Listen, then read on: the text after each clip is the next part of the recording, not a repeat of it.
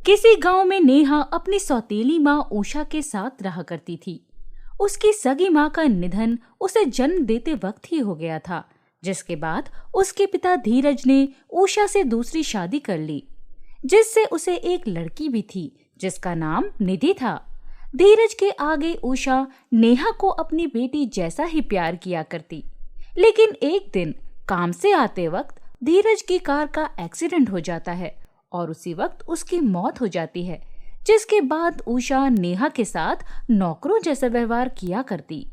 उषा निधि को अपनी पलकों पर बैठा कर रखती क्योंकि वो उसकी सगी बेटी थी, तो वहीं नेहा को मारा पीटा करती। एक दिन उषा निधि के पास आती है और कहती है, कल इस शहर का बहुत ही रईस राजकुमार गांव में अपना स्वयंवर घोषित कर रहा है, तो मैं चाहती हूँ कि कल तू बहुत अच्छे से तैयार होकर उसमें जाए और राजकुमार तुझे देखते ही तेरा दीवाना हो जाए और कल के कल तेरी उससे बात पक्की हो जाए। माँ, मैं बहुत सुंदर हूँ तो राजकुमार मुझे पसंद कर ही लेगा, पर माँ मेरे पास तो पहनने के लिए कोई अच्छे कपड़े हैं ही नहीं, तो फिर मैं कल क्या पहनूंगी। मैं चाहती हूँ कि कल मैं बहुत ही सुंदर दिखूं। पर मेरी बच्ची, अभी 2 दिन पहले ही तो मैं तेरे लिए नई फ्रॉक लेकर आई थी, तो उसे क्यों नहीं डालती। क्योंकि माँ उसका रंग मुझे कुछ खास पसंद नहीं आया है, तो वो वाली फ्रॉक मैं फिर कभी पहन लूंगी। कल के लिए आप मुझे न्यू ला कर दो। ठीक है मेरी बच्ची, चल कर तेरे लिए न्यू फ्रॉक लेकर आते हैं। उषा निधि के साथ शॉपिंग के लिए निकलने लगती है कि तभी नेहा उषा को टोकते हुए कहती है, माँ मेरी बात तो सुनिए।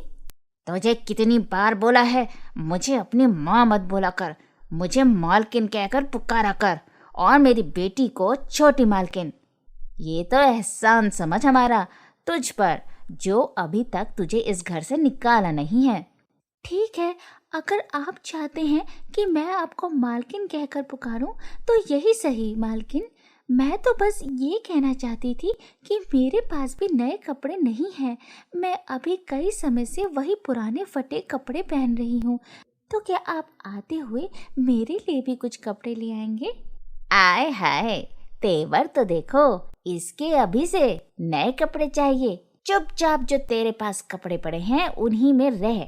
और हाँ, कल मैं निधि को लेकर एक स्वयंवर में जाऊंगी, तो पीछे से घर का सारा काम कर देना। माँ, मेरा मतलब है मालकिन, शादी की उम्र तो मेरी भी हो गई है और ये स्वयंवर तो गांव की सभी लड़कियों के लिए है, तो क्या मैं भी स्वयंवर में चल सकती हूँ। तुझे शादी करके घर से भेज दूंगी तो मेरे घर की नौकरानी का काम कौन करेगा।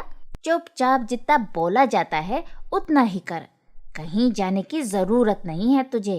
उषा ये बोलकर निधि के साथ शॉपिंग पर चली जाती है और नेहा रोते हुए अपनी माँ की फोटो के आगे कहती है, माँ आप मुझे जन्म देते ही क्यों चले गए और आपने पिताजी को भी अपने पास बुला लिया। मुझे भी अपने पास ही बुला लीजिए, मुझे यहाँ नहीं रहना है, मुझे यहाँ कोई प्यार नहीं करता। नेहा नम आंखों से अपनी माँ की तस्वीर से बातें करती है और उसके बाद धीरे धीरे घर का सारा काम करती है और सारा काम करने के बाद सोफे पर आकर बैठ जाती है, लेकिन थकान के कारण और कमजोरी के कारण उसकी आंख लग जाती है।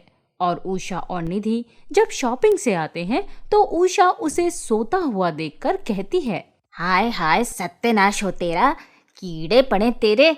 तुझे तेरे मरे हुए माँ बाप मेरे घर पर आराम करने के लिए नहीं छोड़ गए हैं। लगता है तेरी खाल मसाला मांग रही है, अभी बताती हूँ तुझे। उषा ये बोलकर नेहा को बहुत मारती है और उसका पूरा शरीर जख्मी हो जाता है, जिसके बाद वो भूखी प्यासी रोते रोते सो जाती है। अगली सुबह नेहा जहाँ पूरे घर का काम करती है तो वहीं निधि अच्छे से तैयार होती है, क्योंकि उसको राजकुमार के स्वयंवर में जो जाना था। जिसकी थोड़ी देर बाद निधि और उषा नेहा को घर पर ही छोड़कर स्वयंवर में चले जाते हैं और नेहा ये सब होते देखकर अपनी माँ की तस्वीर को पकड़कर